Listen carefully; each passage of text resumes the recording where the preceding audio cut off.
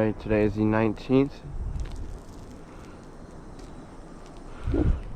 of October, by the way. I'm going to repair a temp with this crease here, taking the whole shingle out.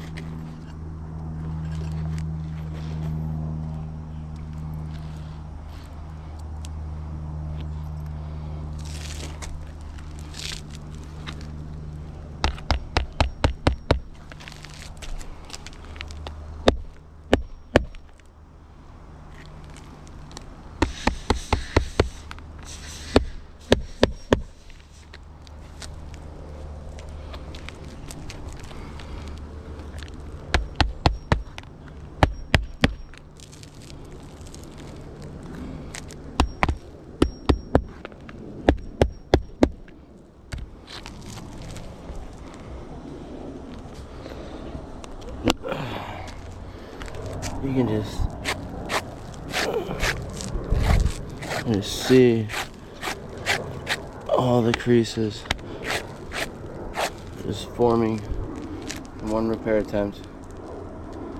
In my professional opinion, this roof is non-repairable.